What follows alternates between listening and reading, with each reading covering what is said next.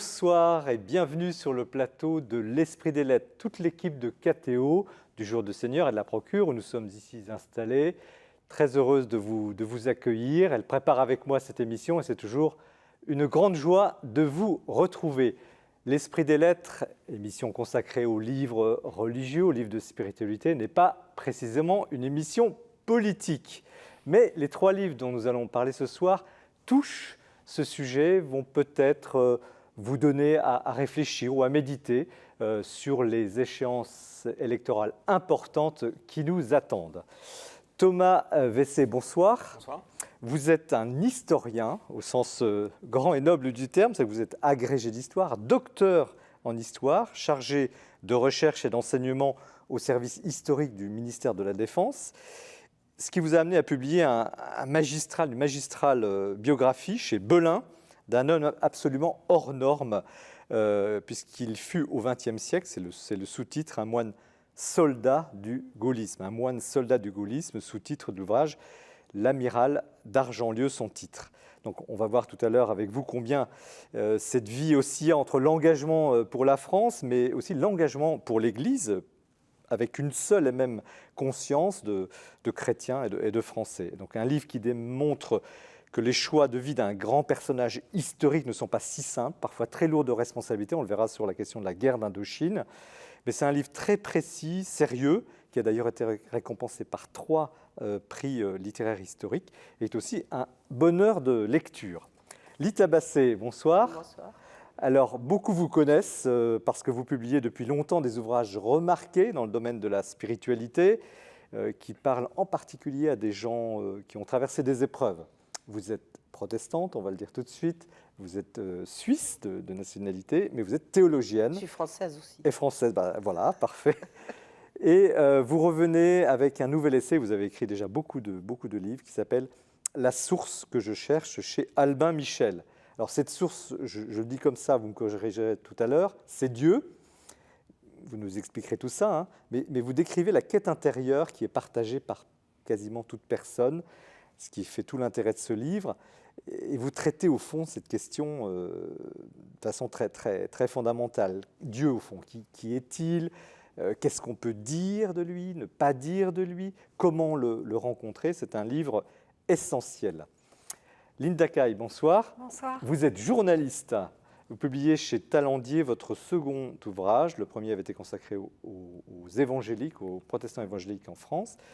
Cette fois-ci, c'est une enquête au cœur de la première religion de France, les cathos, les catholiques, enfin les cathos, c'est le titre. Hein. Donc vous avez sillonné la France entière à la recherche, à la rencontre de ces cathos dans les paroisses très branchées, très modernes, ou dans les paroisses plus classiques, dans les mouvements de spiritualité, comme dans les mouvements d'action catholique, et vous en sortez un portrait très riche, divers, haut en couleur, de ceux qui forment le catholicisme en France. C'est un ouvrage utile pour comprendre et imaginer l'avenir. Donc vous voyez donc, les 3 livres de ce soir ne sont pas des livres politiques, mais l'un traite de la quête profonde de chaque personne sur le divin, on peut l'appeler par des noms multiples, mais en tout cas qui font de l'un des fondements de la société. L'autre parle des catholiques en France, quel est leur poids, quel est leur avenir. Puis le troisième, ce portrait assez incroyable d'un homme de Dieu qui fut aussi un grand serviteur de la France, c'est tout le thème de l'engagement. Nous ouvrons le premier chapitre de cette émission par la rubrique « L'actualité du libraire » qui est présentée ce mois-ci par Jean-François Rode. Donc restez bien avec nous, la soirée s'annonce passionnante.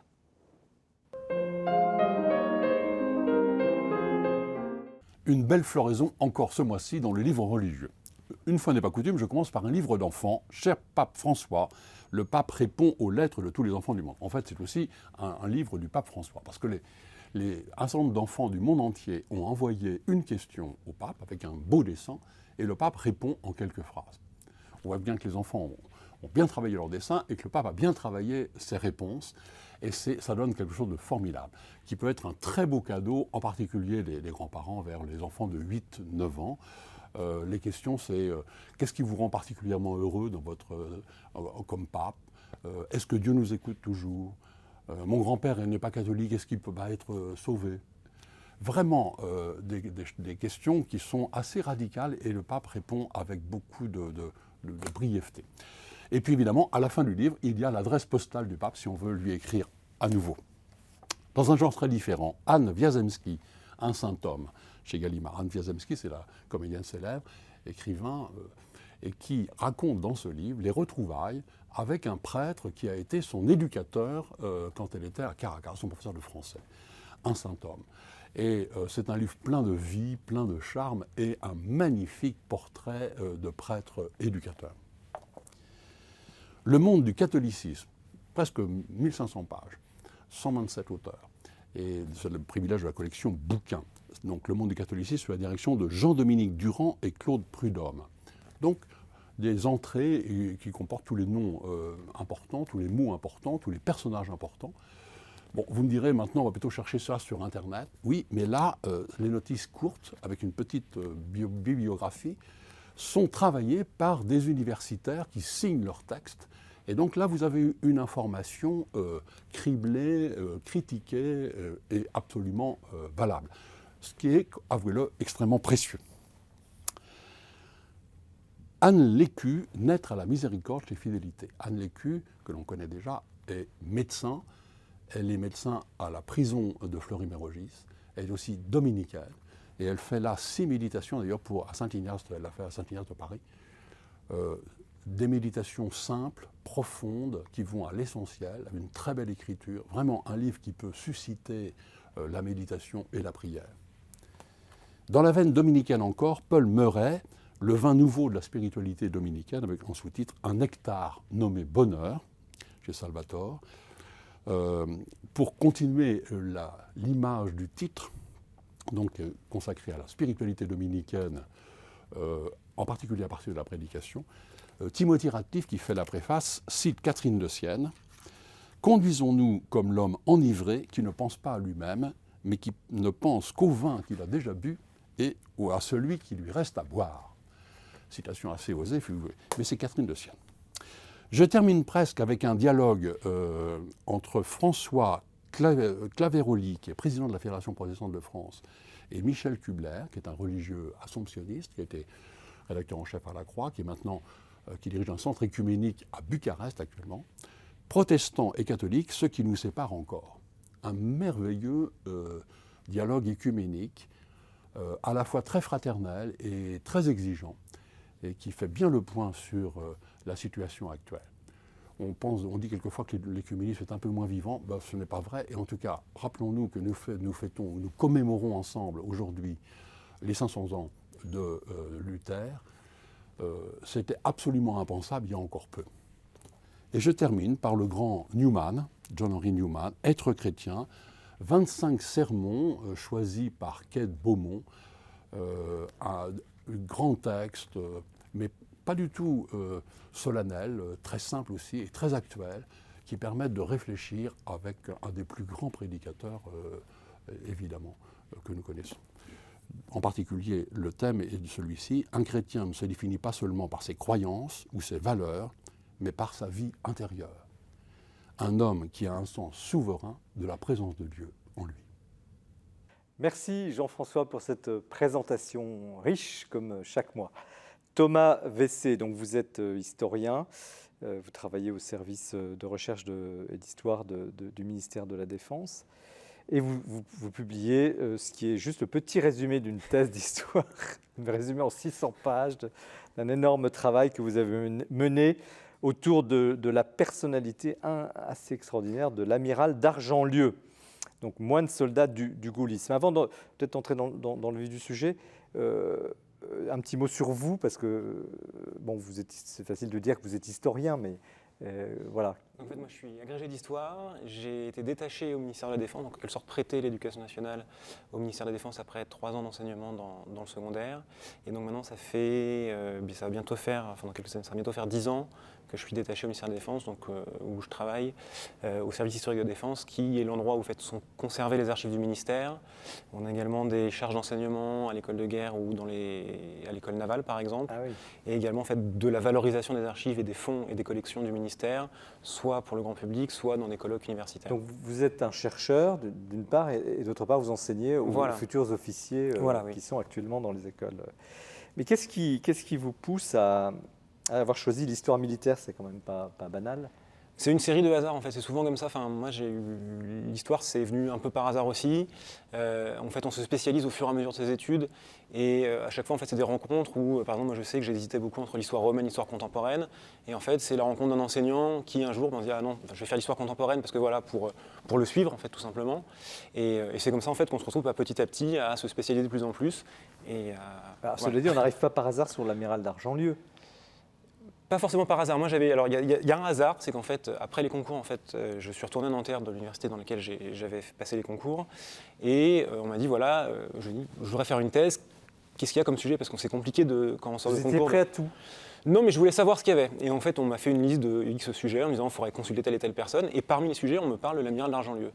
Et en fait, j'avais un souvenir très très précis en fait d'un cours de terminale où en fait, quand on fait la guerre d'Indochine, l'enseignant a 2 minutes à peu près pour résumer le conflit.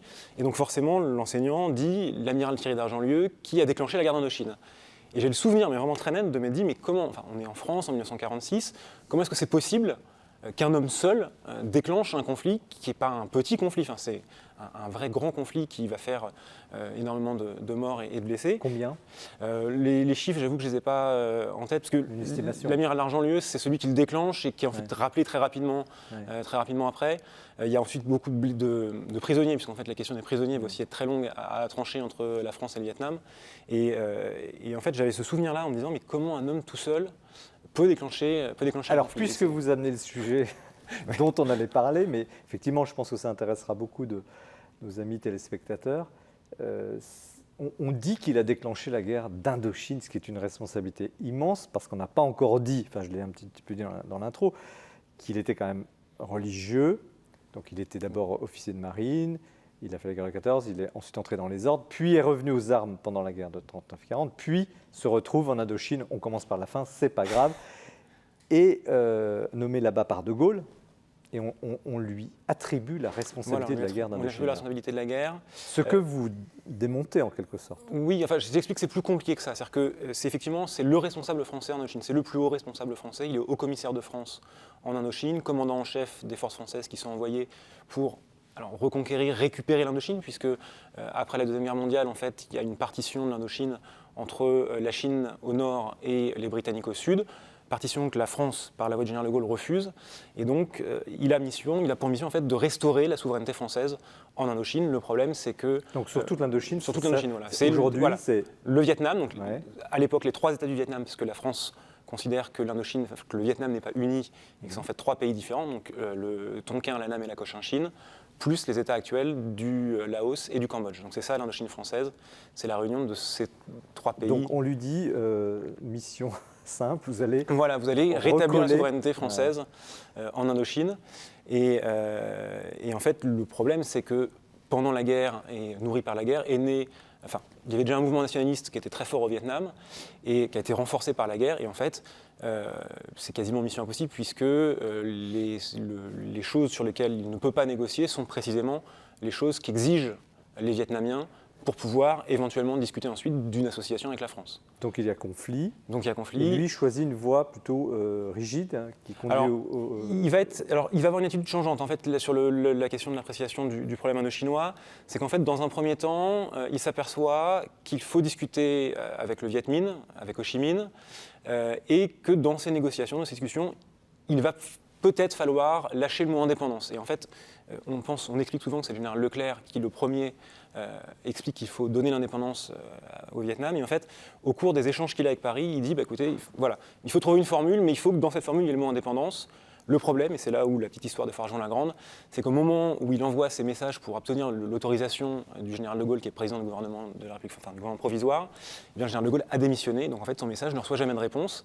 Et à partir de ce moment-là, par contre, il va effectivement se cabrer et adopter une position un peu conservatoire, donc attendre le retour du général de Gaulle, parce qu'il est convaincu que le général de Gaulle va revenir au pouvoir.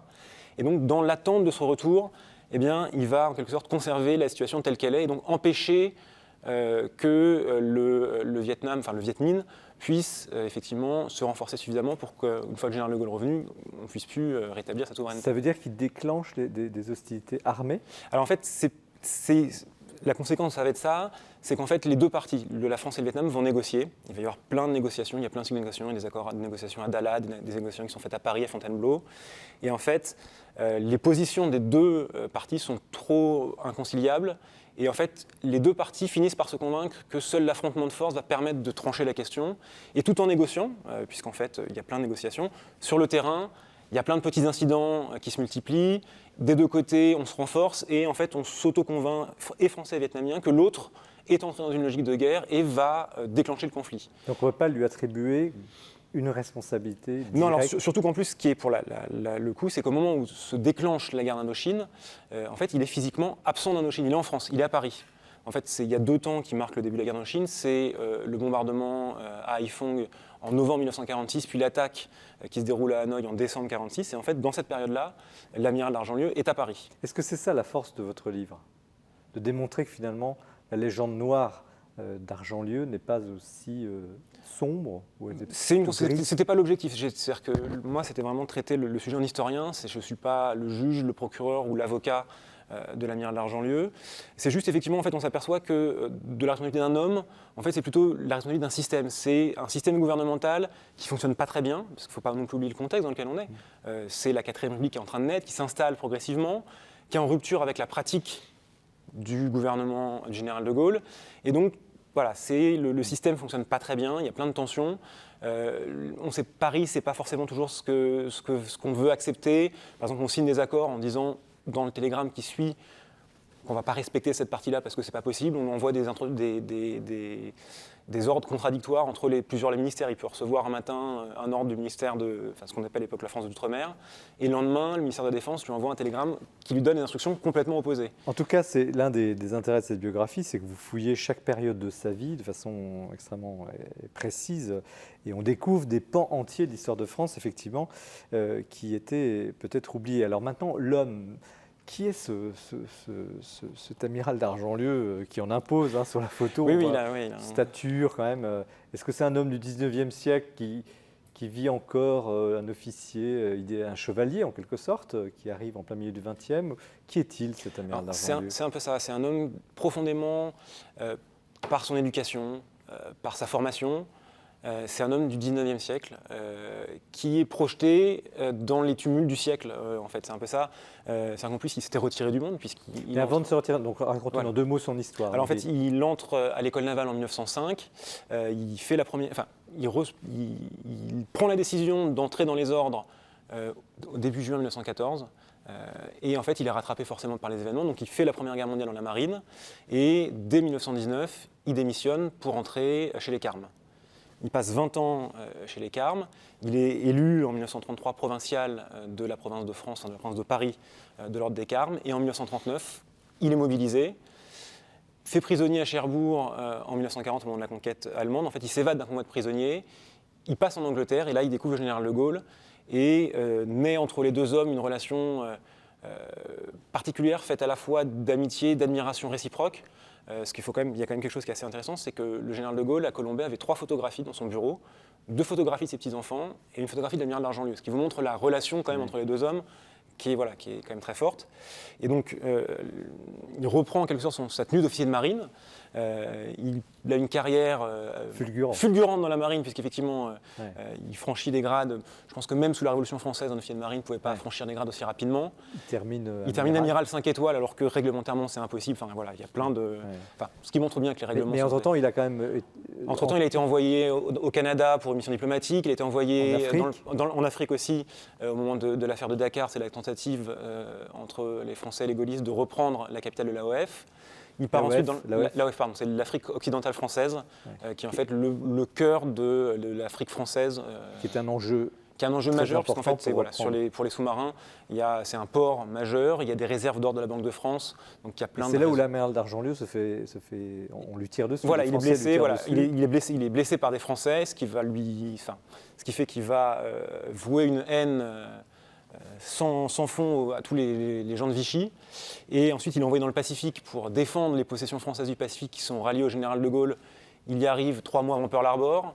le Japon en fait, se lance dans une course effrénée dans le sud, et effectivement au mois de mai 1942, il est quasiment convaincu que les Japonais vont débarquer dans le Pacifique. Finalement, c'est les Américains qui viennent en fait sécuriser des lignes d'approvisionnement jusqu'à l'Australie. Il est rappelé à Londres où il va de nouveau reprendre sa tenue d'officier de marine pour diriger ce qu'on appelle les forces navales de Grande-Bretagne, en fait, qui est la marine française libre. Et en 1945, c'est lui qui raccompagne le général de Gaulle en quelque sorte pour l'arrivée du général de Gaulle en France à Bayeux, puisque c'est un bateau qui est sous ses ordres, qui ramène le général de Gaulle. Donc c'est un destin exceptionnel. Un destin, oui. Et puis l'Indochine juste après. Et ensuite, voilà. Et après l'Indochine, il revient dans les ordres. Voilà, après l'Indochine, en fait, il est rappelé au Carmel. Enfin, il y a toute une négociation qui est conduite entre le gouvernement, le nonce et l'ordre des Carmes, et l'amiral Largelieu revient. C'est quand même pas un client facile, j'imagine. Non, alors il est assez encombrant parce que le nonce est assez embêté sur la façon. Le nonce Roncalli, voilà, Jean 23. Jean 23, qui est un peu embêté vis-à-vis de ce personnage, puisqu'il vient d'être appelé par le gouvernement français. L'amiral Largelieu, je pense, se verrait bien. Voilà, il est question d'un siège. Alors, épiscopal, je pense. Cardinaliste. C'est sans doute ce que l'amiral Largelieu aurait espéré. Et le nom se dit qu'on ne peut pas nommer à un poste comme ça quelqu'un qui vient d'être appelé par le gouvernement, qui est gaulliste au moment où voilà, il y a une rupture. C'est la création du RPF, donc du parti du général de Gaulle. Donc voilà, on ne peut pas avoir quelqu'un qui est frontalement opposé au gouvernement dans un poste à responsabilité. Donc il peut être militaire, mais pas politique, quoi. À un moment donné, l'Église. Voilà, et même pareil, il y a aussi une question de vœu religieux. C'est-à-dire qu'en fait, il a été exclostré pour pouvoir partir en Indochine. Il y a un accord spécial de Rome. C'est-à-dire qu'en fait, la France sollicite l'accord de Rome pour qu'il puisse prendre ses fonctions en Indochine. Et là, voilà, il est rappelé, donc le nonce se débrouille pour qu'effectivement il puisse revenir au Carmel. Un petit mot sur la Croix de Lorraine, parce que vous dites que, enfin, on dit que c'est grâce à lui que la Croix de Lorraine a été choisie comme effigie des forces françaises libres. Voilà, effectivement. Alors c'est une légende qui circule, puisqu'en fait c'est un autre officier général, c'est l'amiral Muselier qui a inventé la Croix de Lorraine. Qu'il a inventé, qu'il a utilisé comme emblème. En fait, le problème, c'est que l'amiral Muselier, c'est aussi le premier opposant général de Gaulle. Donc, voilà, c'est un peu compliqué de lui attribuer cette paternité-là. Et en plus, l'intérêt aussi de faire ce symbole-là, c'est que de l'accorder à l'amiral Largelieu, c'est qu'il y a ce passé de religieux, et donc ça rehausse la portée du symbole en juillet 40, quand voilà, il faut trouver quelque chose, en quelque sorte, à opposer à la croix gammée. Et donc voilà, la croix de Lorraine va incarner l'idée de la France libre, de la résistance, etc. Lita Bassé, comme théologienne, ces allers-retours entre la fonction du militaire, la fonction du religieux, ça vous choque? Oui, c'est surprenant. En même temps, c'est intéressant de voir un profil.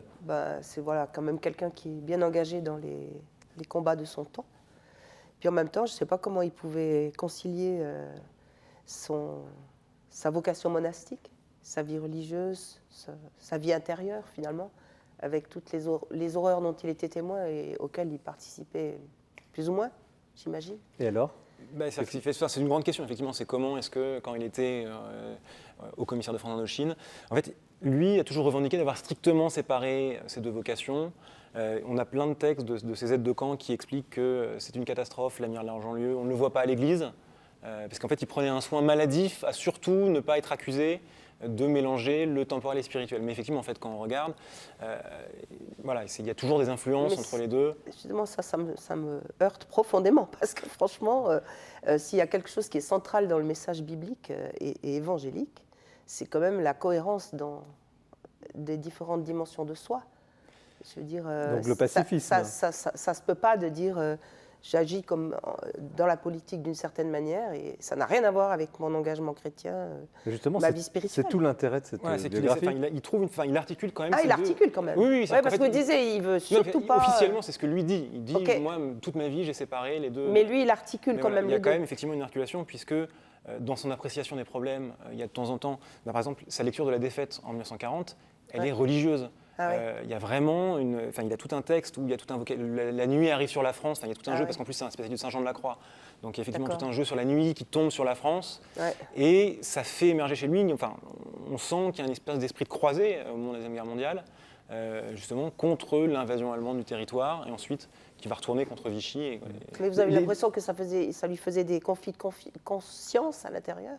Je ne sais pas si c'est des conflits de conscience. Je pense qu'il a eu, en fait, il a été tellement, je pense que c'est la défaite en 40, c'est tellement inconcevable pour lui, que ça fait voler en éclats. C'est-à-dire qu'en fait, c'est quelque chose qu'il ne peut pas accepter. c'est vraiment, enfin, c'est un mot qui caractérise sa vie, c'est l'intransigeance. Ok. Et c'est un refus intransigeant de l'effet, c'est-à-dire que on ne peut pas rester à ne rien faire. Donc il faut faire quelque chose. D'accord. C'est un résistant. Linda Kay, Voilà. comment, de votre génération, comment vous percevez finalement ce personnage historique, mais en même temps ce témoignage qu'il essaie de donner à travers son engagement? C'est drôle, j'ai rencontré beaucoup de catholiques qui, eux, revendiquent la recherche de cohérence et justement que tous les domaines de leur vie soient en accord et que leur foi structure à la fois leur vie personnelle, leur engagement professionnel, voire même leur réorientation professionnelle. Donc j'imagine que des personnages comme ça un peu radicaux peuvent tout à fait séduire aujourd'hui des catholiques, des jeunes catholiques en recherche d'engagement et de modèle, oui. Est-ce qu'il est si radical que ça? Parce qu'on peut le réduire, on le réduit à une sorte je dirais pas de machine, à la fois une machine de guerre qui passerait du monastère à... Ah non, c'est pas ça. C'est pas ça, c'est quand même... On voit une grande sensibilité aussi des Oui, c'est-à-dire qu'il y a, situations. Il a aussi une vision, c'est quelqu'un qui a une vision. Donc, est-ce qu'il est sa caricature? Non, absolument pas. Je pense que c'est plus. Enfin, il y a quelque chose qui unit sa vie, effectivement, c'est cette intransigeance. Que ce soit dans l'exercice de responsabilité politique, dans sa foi, il appartient à la tradition intransigeante du catholicisme français. Il a été marqué par la crise de l'Action française, voilà. Et arrive cette défaite qui est aussi, voilà, un refus intransigeant et la volonté de rétablir la France, quel que soit le prix, dans ce qu'il estime être, pour prendre un mot du général de Gaulle, sa grandeur. Et c'est ça qui va faire vraiment l'unité du personnage. Et c'est pas forcément une radicalité, c'est plutôt une intransigeance. Intransigeance dans ses choix, dans sa façon de procéder, ou même au quotidien, parce que je pense que c'était pas forcément, enfin c'est subordonné. On devait trouver aussi qu'il était très intransigeant dans sa façon de commander ou de diriger une équipe. Lita, c'est un chrétien, c'est aussi un résistant. Est-ce qu'il est légitime pour un chrétien, je pose la question à la théologienne, catholique ou protestant, à un moment donné de se lever et de dire « ça suffit, je m'engage ». C'est une façon de résister, de dire non aux événements. Oui, mais la question est de savoir pourquoi. Pourquoi? Alors, je pensais à Dietrich Bonhoeffer. Rappelez-nous. Dietrich Bonhoeffer, donc ce pasteur allemand qui commençait à être très, très connu, puis qui a été arrêté parce qu'il avait participé à un complot pour éliminer Hitler. Il avait vu venir très rapidement ce qui allait se passer, la montée du nazisme. Donc là, c'est une conscience qui se lève, qui dit non. Tout à fait. Et pour finir, il a été pendu par les nazis. Puis moi, j'y ai souvent pensé. Je me disais, voilà, tu ne tueras point. Là, il n'avait pas... Mais je pense que ça a été vraiment le fruit de tout un cheminement personnel qui l'avait conduit à cette décision de participer à ce complot. Là, ce qui vous choque, c'est plutôt les armes. Parce que Dietrich Bonhoeffer, il reste religieux, pasteur, il s'engage comme tel. Alors que l'amiral Largent, qui est aussi aumônier par ailleurs, parfois il devient aumônier militaire, c'est le choix des armes. C'est ça qui vous choque? Oui, s'il s'agissait d'éliminer Hitler, je pense que ce n'était pas une manière très douce, quand même. Donc, ça, c'est un peu le... Bon, là, c'est pas comparable. C'est pas comparable? Non. Pourquoi? Moi, je ne crois pas, parce que là, c'était l'avenir de son propre pays. Et la suite, malheureusement, a montré qu'on aurait peut-être pu éviter des millions de morts. Mais en même temps, là, c'est un homme qui, justement, défend la France contre finalement, la soumission. Là, moi, j'étais plutôt sur l'Indochine. Mais l'Indochine, c'est ça, oui. en fait, c'est dans la continuité, ce qui déclenche vraiment. En fait, rien ne l'appelait, rien normalement n'aurait dû le faire ressortir du Carmel. Et c'est vraiment la mobilisation en 1939 et ensuite, après, l'invasion, le fait qu'il soit prisonnier, qui déclenche quelque chose chez lui et qui va effectivement lui faire... Là, dans ce sens, ça peut le rapprocher tout à fait de Dietrich Bonhoeffer. Mais moi, j'étais restée sur l'Indochine. Oui, effectivement, oui. La question, bon là on aborde un peu la question politique de conscience, enfin de militaire je veux dire. La question de l'engagement politique, c'est intéressant, vous le décrivez à la fin où finalement les autorités qui veillent sur lui ecclésiales, donc ils lui ont donné la permission de retourner, de reprendre du service dans l'armée, donc que ce soit l'autorité des carmes, de son ordre religieux, mais aussi l'Église catholique par par le nonce apostolique, qui est l'ambassadeur de Rome à Paris, veillent et disent attention, la politique, non. Alors, qu'est-ce que ça veut dire, ça? L'Église n'est pas à peur d'un certain engagement, c'est incompatible, c'est ça la politique. Où est le problème? Alors, je ne sais pas, Ulita Bassé sur ce sujet-là. La politique, ça vient de polis, qui veut dire la cité. Donc, c'est quand même la vie de la cité. Donc, je vois mal comment on pourrait dire qu'un chrétien n'a pas à prendre part à la vie de la cité. Alors, avec toutes les implications que ça... Oui, mais un religieux, c'est ça la question, c'est un religieux. Est-ce qu'un religieux doit s'engager au-delà de certaines limites? Peut-être. Je reviens à Bonnefer, c'était quand même pas un religieux, mais c'était un ecclésiastique. C'était un théologien vraiment qui était connu, qui était apprécié. Donc il n'y a pas de limite infranchissable. Voilà. Moi, je pense que ça relève peut-être d'un appel ou d'une vocation profonde de la personne. Si la personne sent qu'elle est appelée, qu'elle se sent poussée par Dieu à s'impliquer dans la vie de la police, donc de la cité, elle va y aller. Linda Kay, ça vous choque Est-ce qu'il y a une limite à ne pas franchir en France? On est très strict sur la question de la laïcité, par exemple. Oui, mais je crois que pour de plus en plus de jeunes chrétiens aujourd'hui, que ce soit des protestants évangéliques ou des catholiques, la politique est un lieu d'engagement aujourd'hui comme un autre. C'est vrai que pendant longtemps, parfois ils avaient le sentiment de se souiller un peu les mains en s'engageant en politique, mais je crois que la Manif pour tous, notamment, on a réveillé beaucoup, qu'ils y aient participé ou pas. Donc on verra ça tout à l'heure. Est-ce qu'à la fin de sa vie, Thomas Vessé, l'amiral d'Argentlieu a laissé des notes ou des choses où il aurait fait une sorte de bilan spirituel de cet engagement avec des remords peut-être? Alors non, en fait, plus sous l'angle spirituel. Il tenait des carnets, en fait, et c'était vraiment une trouvaille là pour le coup qui a vraiment permis d'avancer. C'est là aussi une spécificité de votre livre, vous avez eu accès il y a aux archives, des archives privées qui ont été versées à la chaîne nationale, plus des archives en fait qui n'avaient pas été versées, qui étaient conservées encore. Est-ce qu'il y a eu un mea culpa chez lui? Non, alors, il écrivait à la demande du général de Gaulle un ouvrage sur l'Indochine, mais qu'on n'a jamais retrouvé. Parce qu'en fait, on retrouve des petits bouts de notes, etc. Mais dans les notes plus intimes, genre carnet de... Non, sur l'Indochine, il a... Non, mais sur sa vie... Sur sa vie, non, il n'y a pas un moment où effectivement il fait le bilan. On n'a pas de documents qui permettent de... on a des instantanés, plutôt d'ailleurs qui sont dans la manière dont il va se projeter dans les événements, plutôt qu'effectivement un moment, un retour sur soi, ou un retour sur ça, on n'a pas du tout effectivement d'un coup un texte qui permettrait de voir comment lui, a posteriori, perçoit son parcours ou perçoit telle ou telle période de sa vie. Alors, je vais vous pousser un petit peu plus loin. Au-delà de l'historien, vous avez passé 10 ans avec cet homme, dans les archives. Donc, vous disiez tout à l'heure, avant qu'on commence l'émission, ça n'est qu'un résumé, j'ai un petit peu présenté là-dessus tout à l'heure. Donc, le livre fait quand même presque 700 pages, 650.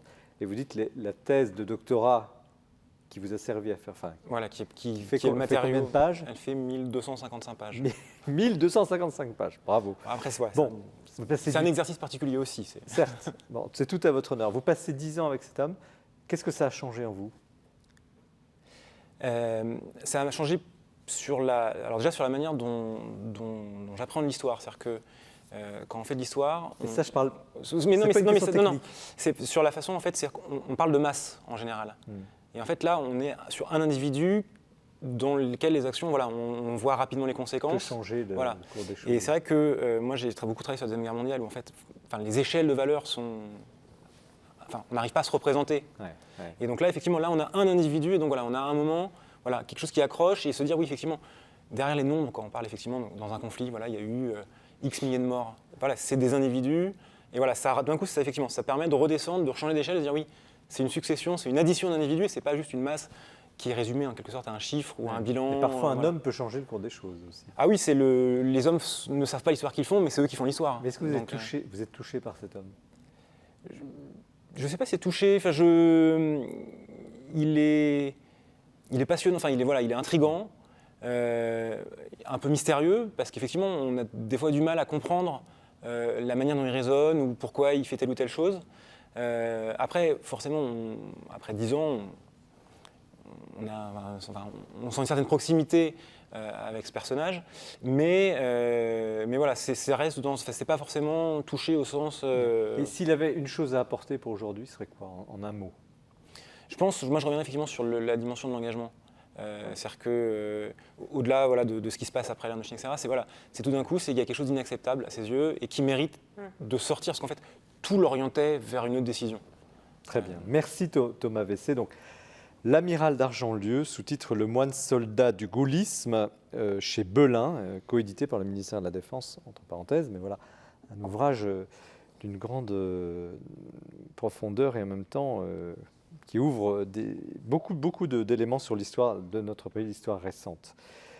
C'est l'heure de coup de cœur, vous le savez. Nous retrouvons Bertrand Deschamps avant de travailler, de débattre sur le livre de Lita Bassé.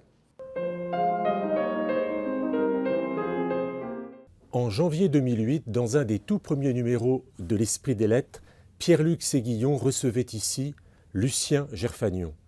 Eh bien, 9 ans après, je convoque à nouveau, cher Jean-Marie, dans l'Esprit des Lettres, Lucien Gerfagnon, parce qu'il y a une actualité éditoriale magnifique que nous devons aux éditions Robert Laffont et en particulier à la collection Bouquins.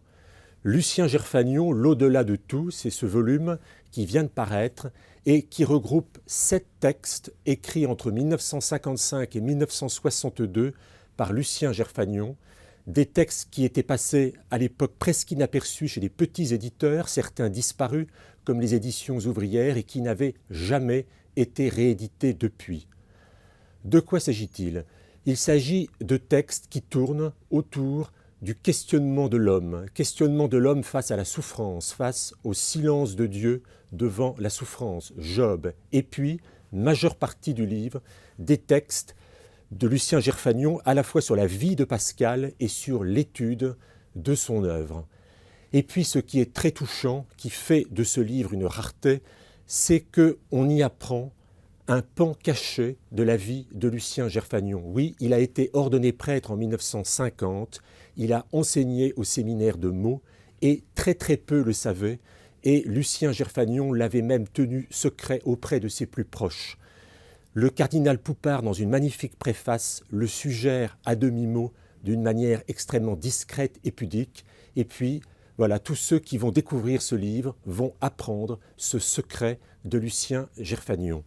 Et puis, en parallèle, les éditions Laffont publient un roman, pour le coup totalement inédit de Gerfagnon, qui s'appelle L'Astre mort, un roman à la fois où il parle de son enfance. L'Astre mort, c'est sa mère, disparue quand il était petit garçon.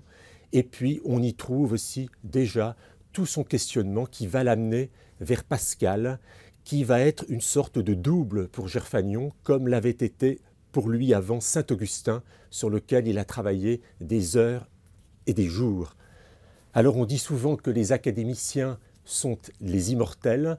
Lucien Gerfagnon n'a jamais été sous la coupole, mais 8 ans après sa mort, il est toujours là à sa table de travail. Il nous regarde avec son air malicieux et ainsi il survit au milieu de nous. Merci Bertrand pour ce magnifique portrait, pour la passion avec laquelle vous savez rendre finalement la vie d'un auteur. Bravo. Lita Bassé, La source que je cherche, chez Albin Michel. Alors, je me suis trompé tout à l'heure, j'ai dit que vous étiez suisse, mais non, je suis aussi française. À la base, je suis française. Bon, vous êtes française, donc vous allez nous raconter qui êtes-vous au fond? À la base, je suis française, c'est-à-dire que ma culture est complètement française, vu que je suis née... Vous allez me dire, c'est bizarre, parce que je suis née sous les cocotiers, en Polynésie française, et j'y ai passé les 10 premières années de ma vie, alors mais c'est quand même une culture française bien présente. Et puis après, c'est sud de la France, j'ai fait mes études de philosophie à Montpellier, mes études de théologie à Strasbourg. Puis j'ai en effet épousé un Suisse, mais j'avais déjà la double nationalité par mes parents, d'un côté et de l'autre. C'est chaque fois des mariages franco-suisses. J'ai dit aussi que vous étiez protestante. Oui. Donc c'est assumé, c'est clair. Complètement, très protestante. Très protestante. J'ai un père pasteur, 2 grands-pères pasteurs, la plupart de mes oncles, des cousins. Ça veut dire quoi? Pasteurisé jusque-là. Ça veut dire quoi? Ça veut dire anti-catholique? On dit très protestante. Non, j'ai dit très pasteurisée, c'est-à-dire j'étais là-dedans, j'étais vraiment nourrie là-dedans. C'est pour ça, troisième élément, que vous êtes théologienne. Et oui, et peut-être que c'est parce que mes racines sont tellement clairement protestantes que franchement, aujourd'hui, j'ai aucun problème avec. Je suis de plein pied avec quel que soit le chrétien, quelle que soit sa dénomination ou sa famille. Chrétien, orthodoxe, évangélique, catholique, il n'y a aucun problème. D'ailleurs, vous touchez très largement. Vous avez un public très, très vaste qui ne se limite pas du tout à... Parce que je pense que je suis en lien avec les gens pour qui le Christ est important, est au cœur de leur vie, mais aussi avec énormément de gens qui sont en recherche, en fait, et puis pour qui la figure de Jésus est une figure vraiment importante. Alors, ils sont intéressés, il y a cette ouverture-là, et je trouve ça passionnant de rencontrer cette multitude, cette diversité de personnes. Et ça nourrit votre écriture. Oui, énormément. Énormément. Il faut dire aussi que ça fait 30 ans que je fais de l'accompagnement spirituel. C'est quoi de l'accompagnement spirituel? Mais de l'accompagnement spirituel, à l'époque, ça ne s'appelait pas du tout comme ça, mais les gens ont commencé à venir vers moi en me demandant de les accompagner, un suivi, quoi, chaque semaine, chaque quinzaine, etc., dans leur cheminement. Vous les confessez? Ça ne s'appelle pas confession, mais c'est plutôt un partage de ce que les personnes vivent, et souvent, il y a des choses douloureuses, en effet, ou un besoin de pacifier leurs relations avec leur entourage, avec leurs proches, où il y a des difficultés au travail, ou une quête spirituelle aussi, tout simplement, parce que voilà, ils sont mal à l'aise dans leur église et puis ils voudraient avoir plus de liberté, etc. Donc c'est un cheminement comme ça. Vous avez cette expérience très humaine, et puis vous avez aussi l'érudition, la connaissance que vous avez de la Bible, de la théologie, et ça donne la source que je cherche, votre dernier livre. Alors, vous en avez écrit beaucoup, mais celui-là, pourquoi ce livre? Qu'est-ce qu'il a derrière? Alors, justement, il y a quelques années, j'enseignais, je donnais un cours. Moi, j'étais professeur de théologie à l'université de Neuchâtel, mais on travaillait en collaboration avec Genève et Lausanne. Et je donnais un cours aux étudiants bachelor de Genève sur, je l'avais appelé la quête de Dieu, j'avais mis des guillemets à Dieu, la quête de Dieu chez nos contemporains. Et j'ai été très surprise par le nombre de gens qui étaient venus suivre ce cours, bien plus que les étudiants en théologie du niveau bachelor. Et donc, ça a suscité un tel intérêt. J'ai encore entendu parler de ça des mois après, où les gens disaient « mais quel dommage, j'ai loupé ce cours », etc. Que je me suis dit peut-être que cette matière, un jour, me servira pour une prochaine publication. Donc, je me suis remise là-dedans, à peu près au moment où j'ai quitté l'université pour prendre la retraite de l'université, il y a 2 ans et quelques. Alors, pourquoi vous ne l'intitulez pas Dieu que je cherche ou la quête Justement. de Dieu? C'est ça la grande question, c'est que... Ah bah oui, on le voit en vous lisant, parce que prenez le mot Dieu, vous le triturez dans tous les sens, ce qui n'est pas... Non, je ne triture pas, justement, je dis que... D'ailleurs, vous savez, le grand théologien indien, portugais indien, Raymond Panikkar, qui a écrit un livre lumineux qui s'appelle « L'expérience de Dieu », il dit dans ce livre... Qui était condamné par Rome. Hein. Ah ouais, ça je ne savais pas. Oui, sur ses mais il est fantastique, cet homme-là. Il est très... Et en quoi, je vous ai coupé, pardon. Eh bien, lui, il dit que justement, on pourrait peut-être un jour se passer du mot Dieu. Tellement, là c'est moi qui fais ce commentaire, tellement finalement, on ne sait plus ce que ça veut dire. Il y a tellement de manières différentes de... Qu'est-ce qu'on met tous derrière le mot Dieu? Et finalement, il dit c'est une convention. Après, toute la tâche que nous avons en tant qu'être humain de nommer cette dimension transcendante ou ce tout autre, moi j'aime bien l'appeler le vivant, c'est particulier à chacun. Et souvent dans les conférences que je donne, je dis, mais dans le fond, peu importe comment on l'appelle, il s'agit vraiment de cet autre grand A qui nous dépasse. Beaucoup de gens disent plus grand que moi ou plus grand que nous. Chaque personne a une manière différente de l'appeler, mais c'est marrant, comme aujourd'hui, on a de la peine à utiliser ce mot parce qu'il est piégé. Alors, il est piégé, puis il y a aussi cette liste qui a été passionnante quand vous dites, au fond, ce qu'il n'est pas. Les représentations mortifères. Alors, le Dieu méchant, le Dieu pervers, le Dieu absurde, le Dieu indifférent, le Dieu impuissant, etc. etc. C'est quasiment bon. Le Dieu toxique, quoi. Du Dieu toxique au vivant. Pourquoi? On a l'impression que vous réglez des comptes, finalement, à des malentendus. Ah oui, à des malentendus, absolument. Sur la question de Dieu, sur le nom de Dieu, sur qui est Dieu. Oui, tout à fait. C'est en fait le fil rouge qu'on a dans toute la Bible, qui est la lutte contre les idoles. Et qu'est-ce qu'on appelle idole? C'est quand même des représentations mortifères, toxiques. du divin, qu'on prend pour Dieu. Alors donnez-nous un exemple, par exemple, de Bah. gens que vous avez peut-être suivis sans entrer peut-être dans des choses confidentielles, mais quelqu'un qui est empêtré dans sa vie parce qu'il a une fausse ou mauvaise représentation de Dieu. Le Dieu indifférent, par exemple. On en a des traces de toutes ces représentations toxiques du divin, on en a des traces dans les textes bibliques. Alors même Job, enfin, qui est archi connu, le personnage biblique Job, il dit à un moment donné qu'il reste dans son ciel, lui, là-haut. De toute façon, il ne s'en soucie pas. Ce qui revient à dire, à ce moment-là, il a une vision du divin comme quelqu'un de complètement indifférent à ce qui lui arrive, au malheur qui lui arrive. Alors ça, c'est quelque chose qui est très répandu aujourd'hui. Combien de gens, même, y compris des chrétiens ou des gens qui ont vraiment un enracinement spirituel qu'ils avaient jusqu'à présent, voyant les malheurs qui leur arrivent et les difficultés qu'ils traversent, disent « mais de toute façon, moi je prie plus, ça ne sert à rien, de toute façon il ne m'entend pas, il m'écoute pas. » Qu'est-ce que vous leur dites à ces gens? Etc. Ben justement, le défi, c'est justement de les accompagner dans un renoncement à ces images qu'ils peuvent avoir de Dieu, qui étaient des images préfabriquées. Et c'est ce qui, moi, dans mon histoire personnelle, c'est ce que j'ai dû lâcher énormément de représentations de Dieu qui ne collaient pas à mon expérience. Et donc, je peux les accompagner sur ce chemin parce qu'à mesure qu'ils lâchent ces représentations-là, Dieu n'est pas quelqu'un, qu'après c'est sur un bouton et puis il sera là, puis il va faire ce que je lui demande de faire, etc. Ça, c'est une idole. Et alors, c'est sûr que renoncer à toutes ces représentations et ces images-là du divin, ça fait que je peux me retrouver dans un grand vide. Parce que qu'est-ce qu'il y a à la place? Qu'est-ce qui reste? Justement, c'est une grande béance. Alors qu'est-ce qui reste? Ben justement, c'est l'expérience du vide dont je parle bien dans ce livre. C'est le cœur du livre. Alors là, je vous assure, j'aurais jamais cru que quand j'allais rédiger le chapitre sur l'expérience du vide, j'allais me trouver réellement en train de le vivre, mais jusqu'ici. C'est-à-dire que vous ne ressentiez plus rien? Ben, c'est venu à une époque où j'ai perdu ma mère brutalement. Vous me direz qu'elle était très âgée, que c'était normal, n'empêche que c'était ma mère et que surtout ça a été très brutal, personne ne s'y attendait.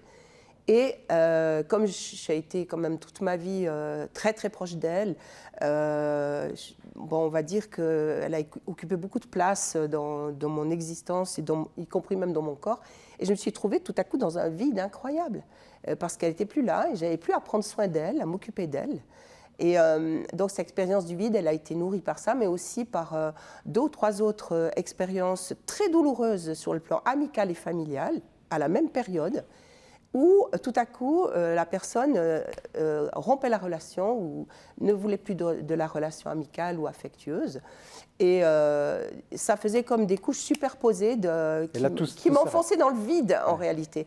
Ben, un vide relationnel, voilà. Et alors, comment vous en êtes-vous sorti? Eh bien, j'ai écrit ce livre.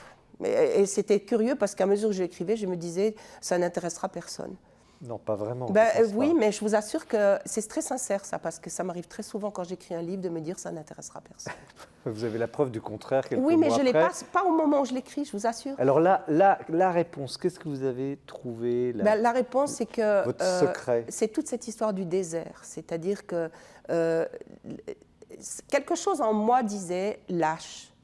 De toute façon, tu ne peux pas combler ce vide. Vas-y dans ce vide. Ne le fuis pas. Vas-y dans ce vide. Et en effet, cas à cas, j'écrivais chaque jour un petit peu. Et puis, ça a pris quelques mois, 1 an et demi, on va dire, 1 an et demi. Et progressivement, c'est une formule que j'ai trouvé que c'était moi qui l'avais écrite. Et que c'était comme si la béance, j'ai employé le mot béance pour en alternative à vide, la béance à l'intérieur de moi était devenue un berceau. C'est-à-dire que le divin, justement, dans sa discrétion et sa subtilité, était venu en quelque sorte habiter cette béance, où je l'avais découverte. Mais alors, progressivement. Vous écrivez, page 168, je vous ai lu avec attention.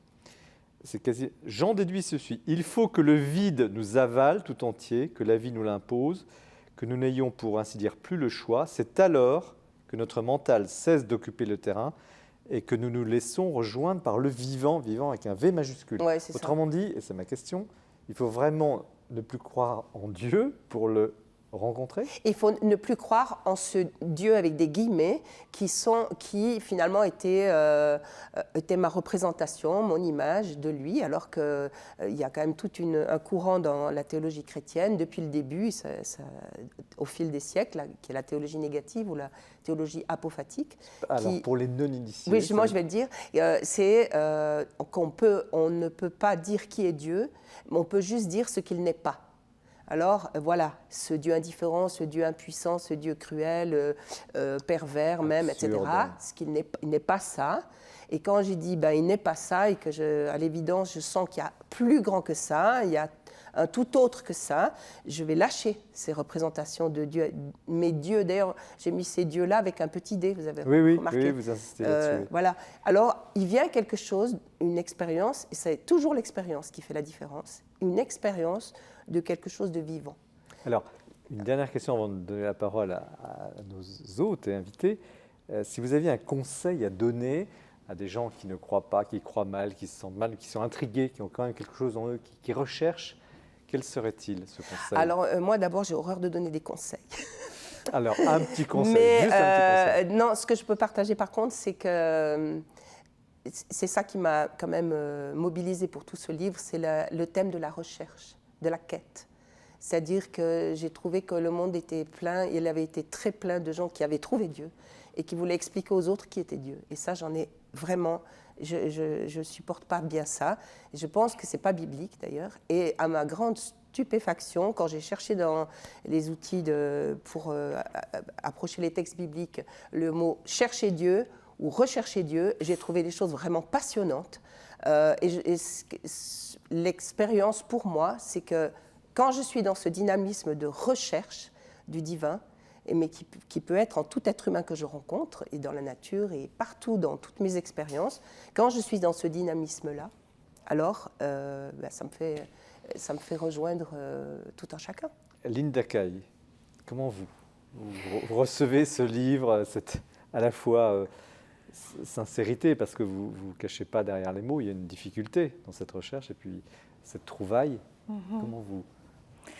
Ce que j'ai trouvé intéressant aussi dans votre livre, vous ne parlez pas non plus que du vide, puisque j'ai noté que, quand même, page 81, vous précisez « Quelles que soient les circonstances qui me détournent de la recherche de l'essentiel », avec une majuscule, je remarque ceci, « M'efforcer prioritairement de traiter les autres de manière juste me sort de moi-même ». En me donnant ou redonnant une intensité de vie que je n'escomptais même plus. Donc manifestement, votre quête de l'essentiel, elle n'est pas juste dans votre chambre. Ah non. Elle passe aussi par la relation avec vos semblables. Tout à fait. Alors c'est ce que je n'ai pas eu le temps de dire, parce qu'on nous avait bien dit qu'on ne pouvait pas tout dire, mais en effet, dans le thème de rechercher Dieu, j'ai été très étonnée de voir que dans la majorité des occurrences, des passages où il est question de rechercher Dieu, eh bien, c'est rechercher la justice. Ça va constamment ensemble. Dieu dit, me connaître, c'est pratiquer la justice. Et donc, cette quête de Dieu, en tout cas pour la plupart c'est quelque chose qui est majoritairement présent dans les textes bibliques, chercher Dieu, c'est chercher la justice, c'est chercher à être juste avec les autres et être dans le respect de l'autre, dans ce qu'il est, et le traiter selon le droit et la justice.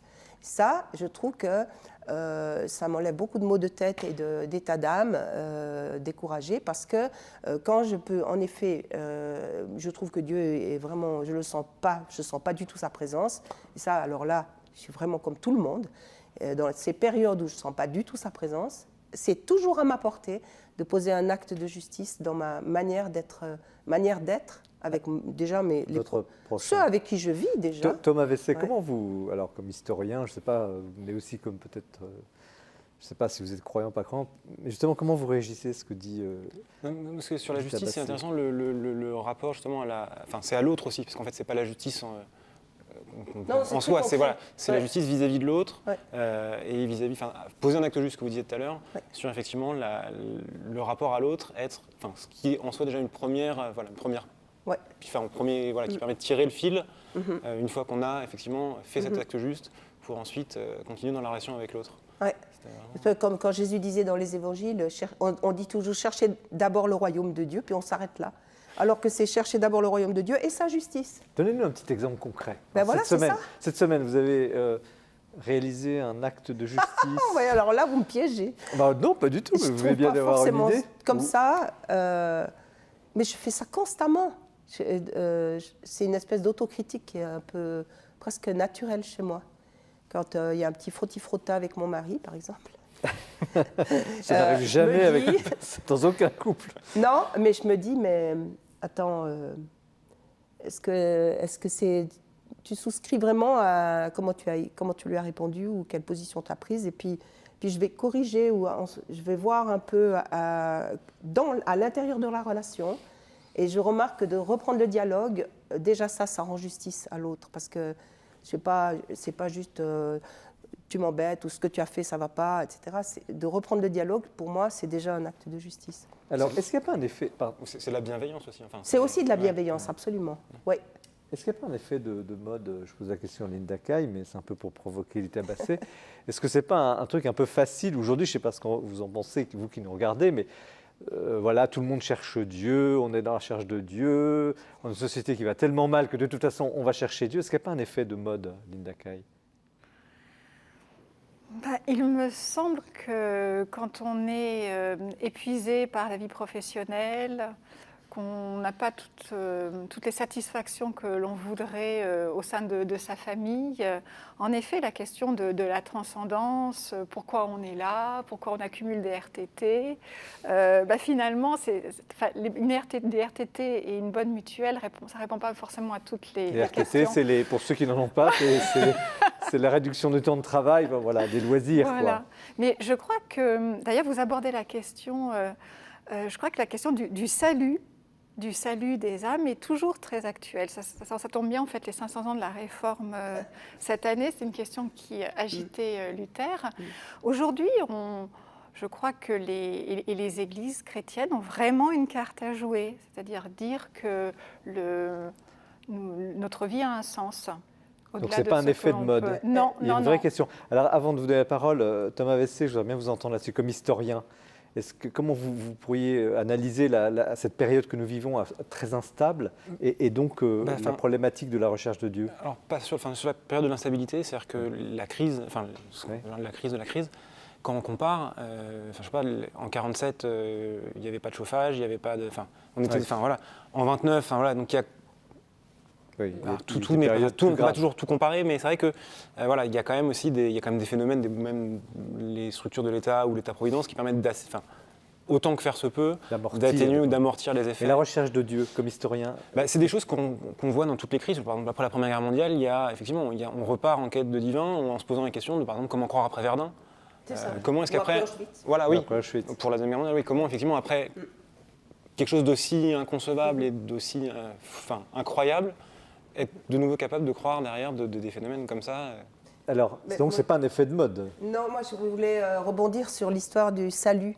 Oui. Parce qu'aujourd'hui, on ne met pas forcément le même mot, on ne met pas le même contenu que comment ça a été Qu'est-ce que c'est que le salut dans les siècles passés. C'est quoi le salut? Alors, moi je l'entends avec la résonance biblique, c'est-à-dire shalom. C'est-à-dire la paix. Le soteria en grec correspond à shalom en hébreu. Et shalom, c'est infiniment plus vaste que être sauvé de la damnation ou de l'enfer ou du purgatoire. Je ne voulais pas dire que c'est ça que vous pensiez, mais paix qui s'installe. Shalom veut dire vraiment une plénitude sur tous les plans. Donc c'est la paix, mais pas seulement. C'est aussi la réussite sociale, l'harmonie dans les relations avec les autres, avec ceux avec lesquels on vit. C'est même la santé physique. C'est la paix aussi avec justement le divin, etc. C'est vraiment une expérience de joie ou de plénitude. Voilà, c'est très vaste. Il y a quelque chose qui transparaît dans votre livre quand même, autour du thème de l'angoisse, de la culpabilité et du pardon. Et là, je pose la question à la protestante. On a l'impression, et ça rejoint la question du salut, même entendu peut-être dans le sens commun du terme. Est-ce qu'il n'y a pas derrière ce livre, au fond, une angoisse profonde? Est-ce qu'on est certain, parce que les protestants disent « vous êtes sauvés, ne vous inquiétez pas », etc. Puis les catholiques disent « c'est pas si simple que ça, il faut vous confesser, etc., il faut vivre ». quelque chose qui n'est pas bien en place, on dirait. Et Mais que votre livre aborde au fond, en disant, mais est-ce que les gens, au fond, doivent être inquiets pour leur salut Mais non, je n'ai jamais parlé de ou ça. pas? Ça Mais transparaît c'est quand même. c'est pas du tout présent dans ce livre. Pas du tout. Il n'y a pas d'angoisse, de culpabilité? Pas du tout. Alors là, non. C'est moi qui suis peut-être Ouais, alors je ne sais pas où vous l'avez vu, mais moi, alors pas du tout. Hein. Mais Là, je pourtant, m'y reconnais derrière pas. ça, il y a la question du pardon. Mais non, question- le pardon, j'en ai parlé pendant des livres entiers. Je ne suis pas revenue sur la question Oui, du mais ça pardon. revient quand même. Non. Parce que derrière la question de Dieu, l'accès de Dieu, il y a aussi cette interrogation fondamentale de beaucoup de gens qui cherchent Dieu, qui se disent, mais est-ce que je vais être sauvé? Vous Non, parliez mais de Luther. c'est pas dans le livre du tout, Excusez-moi, ça. vous parliez de Luther tout à l'heure, c'est le 500e Non, anniversaire. c'était- C'est une question centrale. Oui, mais vous m'amenez sur un sujet et sur un terrain qui n'est pas du tout celui que je traite là. Au contraire, ce que j'essaye de faire Non, dans ce livre... la question, elle Tout- porte sur, excusez-moi, c'est la quête de Dieu. Souvent, les gens se mettent en marche, peut-être pour rechercher une plénitude, peut-être aussi pour acquérir une certitude sur leur vie, le sens de leur vie. Et il y a toutes ces questions qui sont sous-jacentes. C'est Oui, pour ça mais que je vous pose la question. Non, en tout cas, elles ne sont pas du tout dans le livre. Et ce que j'ai essayé de faire, c'est de montrer qu'on pouvait faire quelques pas vers la source, puisque le thème, c'est la source que je cherche, en se connectant à sa spiritualité d'enfant. Comment, quand on était enfant, on était connecté à ce divin. On en a plein d'exemples dans les évangiles, mais dans l'expérience aussi. Comment on pouvait se connecter à sa spiritualité d'enfant, mais aussi quelques pas vers la source, premier pas vers la source, en ouvrant son intelligence. Et ça, c'est aussi une expression dans les évangiles, que Jésus leur ouvrit l'intelligence des Écritures. Donc, une ouverture au texte biblique qui perçoit justement dans le texte biblique autre chose que ces enseignements toxiques et mortifères qu'on a entendus pendant des siècles. Culpabilisant. Péché originel, culpabilisation, condamnation, Dieu juge, dont il faut avoir peur, etc. Et moi, ce que j'essaye de montrer, c'est qu'on a la possibilité de faire quelque part vers la source. Troisièmement, en pratiquant la justice, justement. Donc, c'est des choses pratico-pratiques que n'importe qui peut mettre en œuvre chaque jour. Et ça désamorce vraiment toutes ces inquiétudes et ce mental qui, à mon avis, est largement dû à un catéchisme d'autrefois et qui est peut-être encore très mal digéré aujourd'hui. Lita Bassé, merci. Donc, la source que je cherche chez Albin Michel, sujet inépuisable, que nos téléspectateurs auront, je pense, le goût de découvrir. Nous ouvrons tout à l'heure le troisième dernier chapitre de cette émission. Restez bien avec nous. Mais c'est François Maillot que nous retrouvons maintenant pour le portrait du mois.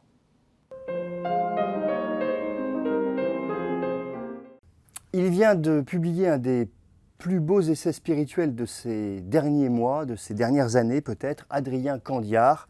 Vous le connaissez peut-être, vous avez entendu parler de lui en tout cas. Il est d'ailleurs un peu la coqueluche d'un certain nombre de milieux cathos et à juste titre. Adrien Candiard, parlons-en, il est né en 1982, c'est un dominicain, c'est une tête bien faite, hein, Sciences Po, Normal Sup, tout va bien pour lui.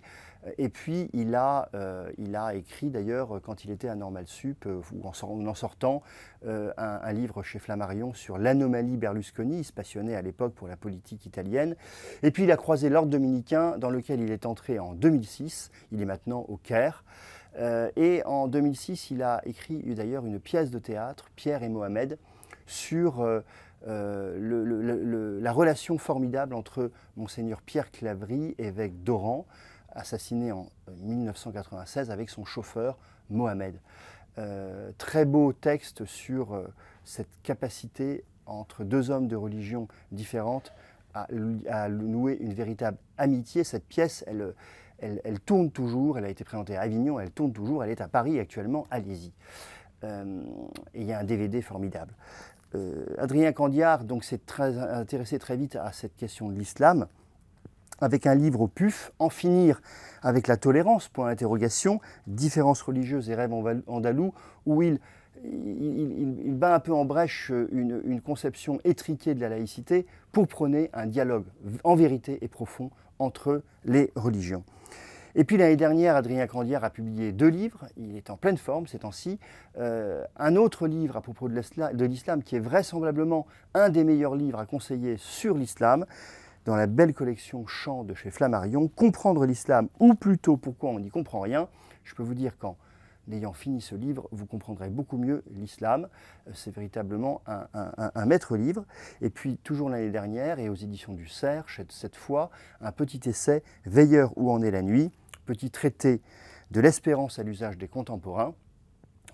Adrien Candiard nous exhorte à ne pas nous replier dans une posture de rêve d'un retour à une chrétienté d'autrefois un peu fantasmée, et au contraire à vivre notre espérance dans le Christ, ici et maintenant, dans la vie qui est la nôtre aujourd'hui, dans le monde que nous habitons. C'est un essai absolument formidable. Et puis enfin donc, je commençais par là tout à l'heure, Quand tu étais sous le figuier, c'est son dernier livre, c'est au Cerf aujourd'hui toujours, propos intempestifs sur la vie chrétienne, c'est le sous-titre, qui est emprunté à un livre d'un autre dominicain, Albert-Marie Bénard, Propos intempestifs sur la prière, qui a été un grand livre.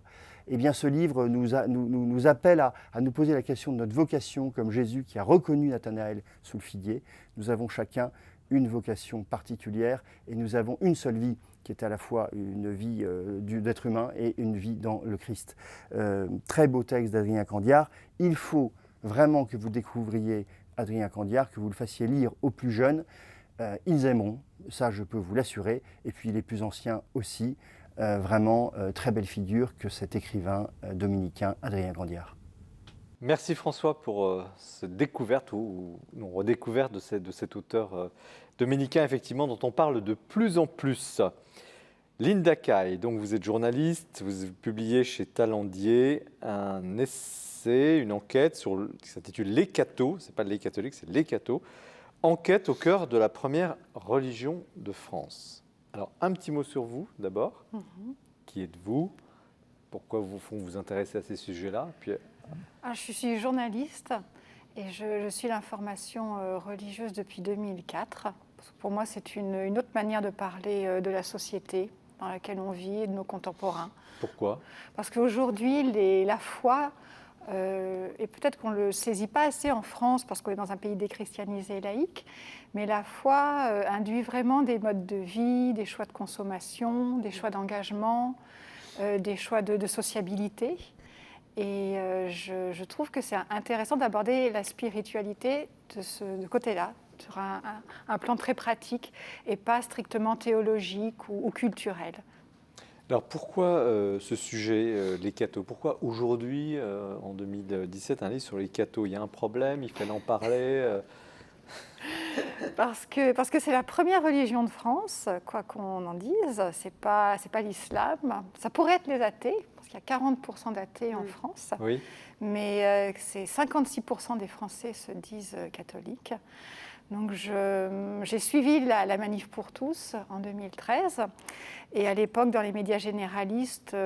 Donc rappelez un petit mot quand même, la Manif pour tous. La Manif pour tous, c'est donc ce grand phénomène, ces grandes manifestations qui ont marqué l'opposition de certains citoyens français au mariage des personnes de même sexe. Et la Manif pour tous revendiquait un papa et une maman pour tous les enfants. Et le cœur des militants était catholique. En tout cas, beaucoup de catholiques. Il n'y avait pas que des catholiques. Vous êtes dit, que se passe-t-il? Il y a un phénomène... Alors, je ne suis pas la seule à m'être posé la question, mais oui, en effet, beaucoup de catholiques étaient dans la rue. Rendez-vous compte, les catholiques descendaient dans la rue. Et surtout, au même moment, 40% des catholiques étaient favorables à l'union des personnes de même sexe. Je trouvais que c'était énorme, 40%. Donc, j'ai voulu rendre par l'enquête, par le témoignage, ces différents visages. Alors comment avez-vous travaillé? Enfin, on le sait quand on vous lit, vous avez pris votre sac de reporter, vous êtes allé à peu près partout où finalement il y a des innovations, mais aussi des constantes dans le catholicisme français. Vous avez pris ce parti d'aller sur le terrain, d'aller questionner les gens qui C'est croient ça. et qui pratiquent. Parce que je suis reporter et pendant longtemps, j'ai circulé en Afrique centrale, à Madagascar, en Zambie, en Haïti. Et là-bas, les religions clivent profondément les familles. Donc oui, j'ai pris mon sac à dos. Je travaille à l'ancienne avec un magnétophone, un carnet à spirale et un stylo. Et j'ai voulu aller dans des grands centres urbains, mais aussi dans les campagnes, voir des générations différentes et leur demander comment leur foi modifie leur vie et induit un mode de vie en Et qu'est-ce que vous avez particulier. découvert? J'ai découvert que les cathos sont nombreux, sont parfois divisés et que globalement ils vivent mal la division.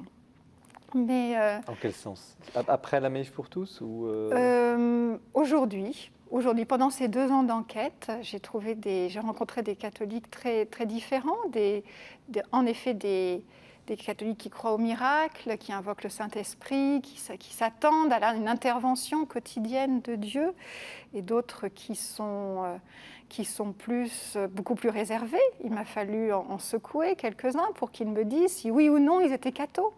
Donc un engagement associatif très discret. Mais ça a toujours été ça, Linda Kay. Cette distinction entre, disons, les Oui. spirituels et les actifs et les engagés. Oui. Alors aujourd'hui, ce que j'ai noté chez ceux qui ont entre 20, 30 et 40 ans, il y a peut-être, je pense, plus de circulation entre ces différentes familles. Par exemple, j'ai rencontré Valentin en Picardie, qui est membre du mouvement rural de jeunesse chrétienne, qui m'a expliqué qu'avec ses amis scouts, il aimait beaucoup faire des pèlerinages, qu'il n'avait pas fait le grand pèlerinage de Chartres à des traditionalistes, mais que certains de ses amis l'avaient fait, qu'il envisageait un jour de le faire. Donc l'image du catho de gauche braqué contre les gens de droite ou trop spirituels, Voilà. ce serait fini. Je pense... non, je pense que ces catégories-là sont toujours très pertinentes pour comprendre les catholiques aujourd'hui. Mais ces catégories n'épuisent pas le réel.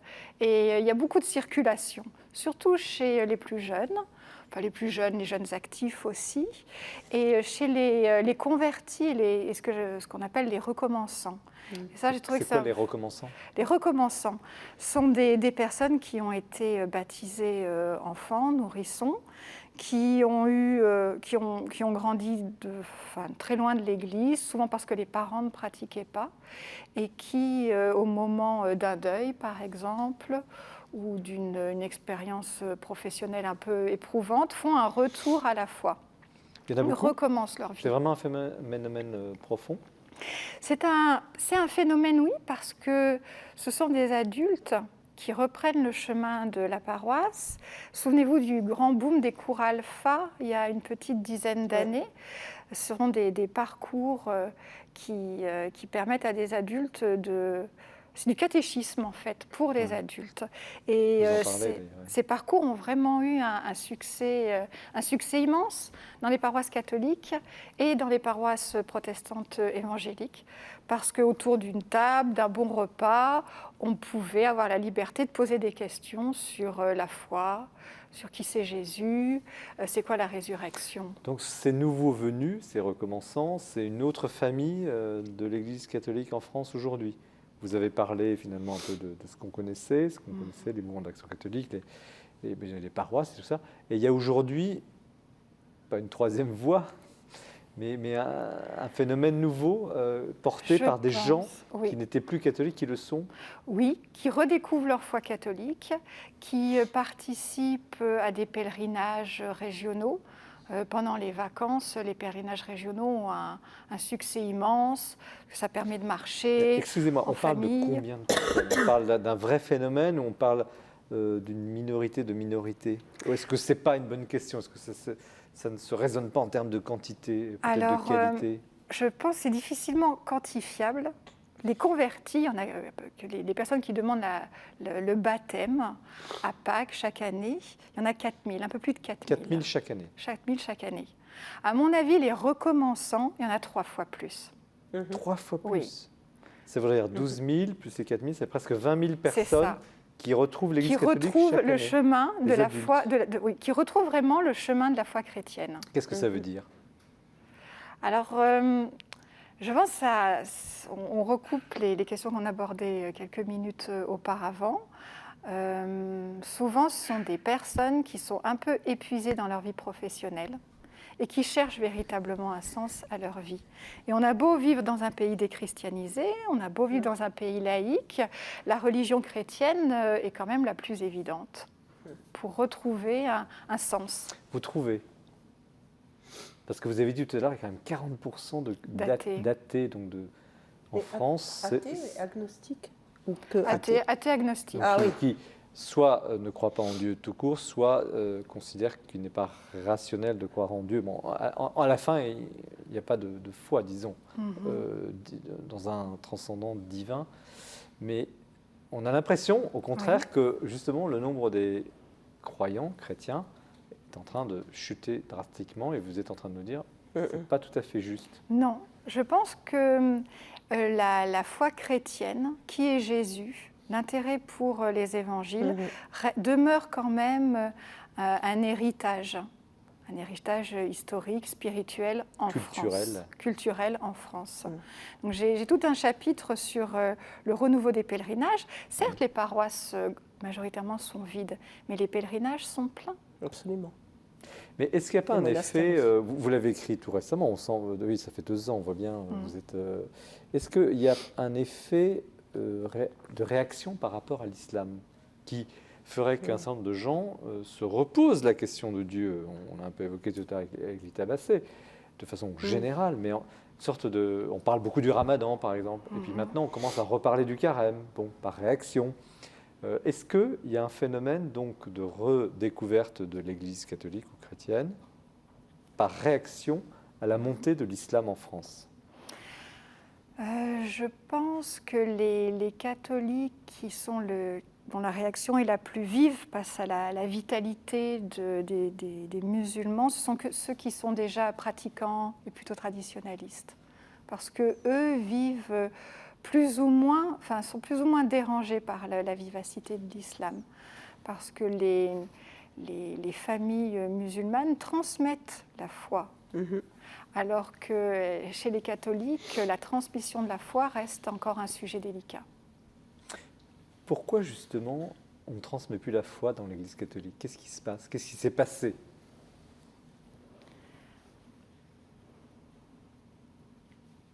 Question délicate. Mais allez-y, hein. Vous avez peur de répondre? Sujet trop dérangeant? Non, oui, en effet, c'est un sujet délicat. Je donne la parole à des adultes qui ont retrouvé la foi catholique avec leurs conjoints et leurs enfants, notamment à Lyon. Et beaucoup me disaient la consommation de sacrements ne leur convenait plus, ne trouvaient plus de sens à leur venue à l'église le dimanche. Et souvent, ils redécouvrent le chemin d'une paroisse quand ils trouvent un endroit chaleureux. Donc la transmission de la foi, je crois qu'elle va de pair avec le témoignage des parents auprès de leurs enfants. Et aussi la vie dans une communauté qui est chaleureuse, qui est vivante, qui est agréable. Lita Bassé, vous opinez, vous êtes d'accord avec... Ah oui. Alors, d'accord avec quoi? La façon de transmettre la foi? Mais je pense que les gens, aujourd'hui, ils vont vraiment là où ils trouvent à boire et à manger, au sens spirituel du terme. Mais aussi au sens premier, d'ailleurs, hein, parce que c'est souvent dans la convivialité. Oui, Alors, c'est frappant, ça. Et par-delà les clivages. Hein. C'est quoi, boire et à manger? C'est la Sainte Seine, c'est l'Eucharistie. Pardon? C'est boire et manger, c'est la Sainte Seine, c'est l'Eucharistie. Non, c'est pas ça. Mais je voulais dire qu'ils soient nourris spirituellement. Là, ça nourrit quand même, non? Moi, j'en sais rien, mais j'ai parlé de mon activité d'accompagnante spirituelle, parce qu'on a créé une formation à l'accompagnement spirituel qui a formé plus de 250 personnes maintenant, et pour la première fois en France d'ailleurs, actuellement. Ici, on a... Comment? Pub. On a des protestants, des catholiques, des orthodoxes, des évangéliques. Alors, c'est vraiment tout chrétien confondu. Ils sont au-delà de ces clivages-là. Eux, En attendant, ce qu'ils cherchent, c'est une nourriture et une dimension conviviale, une dimension communautaire et un retour à l'écriture. Oui, Alors, mais Lita Bassé, au texte biblique. Linda Kay parle quand même de Linda. l'Eucharistie. Linda Kay parle de l'Eucharistie, de la Sainte Seine, donc d'un des sacrements, enfin on l'appelle comme ça Oui. dans l'Église catholique, qui n'est pas seulement la parole, qui n'est pas seulement la Bible, mais qui est quelque chose de physique. Bon. L'Église catholique parle de présence réelle, les protestants ne sont pas tout à fait d'accord. Donc là, on est dans une dimension extrêmement, presque mystique. Mais Et vous ne semblez pas d'accord? c'est pas ce qu'elle disait. Vous disiez, juste avant, vous disiez que vous avez rencontré pas mal de gens qui n'étaient pas assoiffés de cette vie sacramentelle régulière, Je ne suis pas sûr. etc. Moi, Mais c'est on ce a que vous l'impression avez que... dit. Alors, je pense que la consommation de sacrements uniquement ne Oui, convient en tant plus. que tel, oui. Voilà. Mais qu'une vie communautaire, une vie chaleureuse, une Voilà. vie conviviale, Mhm. autour de la célébration de la messe, Ah, mais, c'est le top. mais ça peut aussi passer par des groupes de prière. Tout à Je fait. pense au groupe Abba, au groupe Oui. Even, Ouais. ou des groupes de partage biblique, groupes de partage, ou des groupes de prière. En tout cas, une vraie dimension relationnelle aide à transmettre sa foi, à la comprendre, à l'approfondir, à la la transmettre partager. à ses enfants et à la partager. Thomas Vessé, comme historien, je ne sais pas comment vous réagissez à ce livre, qui est une enquête au fond, qui est l'histoire immédiate. En tant qu'historien, ça fera une très jolie source dans quelques années. Effectivement, quand on voudra avoir un regard ou un témoignage sur voilà, le catholicisme en France en 2017, là, il y a effectivement à la fois du témoignage, à la fois effectivement des regroupements entre les différentes familles ou les différentes tribus en quelque sorte. Et on constate effectivement toute la richesse et le foisonnement toute la différence en fait entre ce qu'on regroupe derrière ce mot de catholique, effectivement. Qu'est-ce qu'ils apportent les cathos, comme le titre, les cathos, qu'est-ce qu'ils apportent dans la société? Est-ce qu'ils apportent quelque chose sur le plan politique? C'est tout un débat. Est-ce que c'est une valeur, je ne sais pas comment le dire, importante en France, dans la société française? Ça reste effectivement, il y a quand même un ancrage culturel de la société française dans le catholicisme. Ça se voit dans le paysage, ça peut s'entendre dans le paysage. Donc c'est quand même effectivement, et puis il y a aussi un certain nombre de fêtes qui rythment l'année. Donc il y a quand même effectivement, que ce soit conscient ou pas, il y a néanmoins, alors c'est pas forcément une éducation, mais c'est effectivement, il y a un fond qui reste et qui effectivement donne du lien ou effectivement, contribue effectivement à... Mais par exemple, pour revenir un instant sur votre héros, l'amiral Largent-Lieu, on en a parlé tout à l'heure, qu'est-ce que ce catholique, ce chrétien apportait au fond à la société française? Au monde militaire où il était, au monde politique qu'il a côtoyé? Est-ce qu'il y avait un supplément d'âme? Qu'est-ce que c'est que l'apport du catho? C'est une grande question, oui. C'est une vaste vous la question. pose. Oui, On est là pour ça, non? Ça tombe sur vous. Toute notre sympathie. Non, c'est une vraie question. Qu'est-ce que ça apporte au-delà des formules convenues effectivement sur le supplément d'âme? Qu'est-ce que concrètement, c'était effectivement sur ce que vous disiez tout à l'heure, sur la bienveillance, sur la justice, ça peut être aussi un apport, c'est dans la relation immédiate à l'autre. Dans ce que vous disiez sur l'ancrage quasiment géographique en fait, c'est recréer du lien tout d'un coup. Oui. Oui, du lien social. Autant que partager effectivement l'animation spirituelle, il y a aussi effectivement derrière toute une dimension de recréation de lien social qui s'exprime ou qui permet effectivement qui sert de support pour refaire une sorte de communauté en fait, en quelque sorte, à l'échelon local ou sur des temps ponctuels dans un pèlerinage, etc. Est-ce que Lita Bassé est d'accord Avec quoi? avec ce que vient de dire Thomas Bassé Ben oui. sur l'apport des cathos dans la société? Je sais pas, moi, j'ai l'impression que je fréquente majoritairement des catholiques qui sont bien enracinés dans leur tradition, mais qui sont presque transdénominations. Pareil pour les protestants, d'autres orthodoxes aussi. Il y a vraiment une bonne partie de la société aujourd'hui qui se reconnaît vraiment dans l'évangile, dans le christianisme, les valeurs de l'évangile, dans le Christ même, mais qui ne s'arrête plus à ces clivages-là. Alors, il y a quelque chose qui me stupéfie ce soir, c'est que au fil des émissions et des invités qui vous ont précédé, on a quand même l'impression d'une dominante, je ne sais pas ce que vous en pensez, vous qui nous regardez, d'une sorte de déclin que le christianisme en Europe, en France, en Suisse décline, etc. Et vous êtes quasiment, alors vous différemment, vous êtes historien, mais vous deux, vous êtes en train de me dire, mais non. Mais non, pas du tout. Et justement, un signe, c'est que dans toutes ces formations, je ne vais pas refaire de la pub, mais dans toutes ces formations à l'accompagnement spirituel, je ne compte plus le nombre de gens issus de toutes ces différentes traditions, catholiques aussi bien que protestants, évangéliques ou autres, qui disent j'avais pris mes distances parce que je ne me reconnaissais plus dans justement l'institution telle qu'elle s'est plus ou moins un peu figée quand même, etc. Et j'avais pris complètement mes distances, je suis allée dans le bouddhisme ou dans l'hindouisme ou dans le nouvel âge, etc. Et je redécouvre la tradition chrétienne dans ce qu'elle a de plus vivant, à travers une lecture des textes justement, qui n'est pas faite avec des œillères, et où on entend vraiment ce que disent les textes. Et c'est une source vraiment énorme, inépuisable d'envie d'aller plus loin, et de s'interroger, d'écouter justement une voix autre. Linda Kay, est-ce que les cathos, les chrétiens, on va dire les chrétiens pour ne pas fâcher les tabassés, est-ce que les cathos sont des signes de contradiction encore aujourd'hui dans la société? Vous partez de l'exemple de la manif pour tous, où finalement des gens se sont levés, ont dit non, d'autres n'étaient pas d'accord, on n'entre pas dans le débat, mais ils se sont exprimés comme un signe de contradiction. Est-ce que c'est ça aussi être chrétien dans la société? Est-ce que c'est dire non à certaines choses? Oui, je crois que beaucoup de chrétiens, de cathos, par leur engagement, manifestent, incarnent une contre-société. Mais disent non à quoi et à quoi disent-ils oui? Ils disent non à l'argent roi, par exemple. J'ai rencontré beaucoup de catholiques, des trentenaires qui s'engagent dans une vie associative et qui le font vraiment pour aider le plus faible, mais qui le font aussi dans une dimension spirituelle, pour donner de leur temps, pas de leur argent.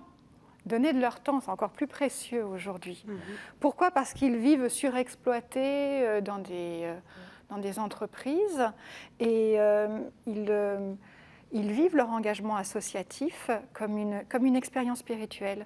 Et je donne la parole normalement à Maryse Lépée, qui est la présidente de Au Captif la Libération, qui est une association catholique, et qui organise des maraudes dans Paris. Et des clochards, on a eu le président une fois ici. Oui. Et elle me disait qu'elle voit des jeunes cadres, plutôt catégorie socio-professionnelle plus, qui s'engagent parfois en couple et qui vivent vraiment ce don de leur personne parce que ça leur fait donner de son temps.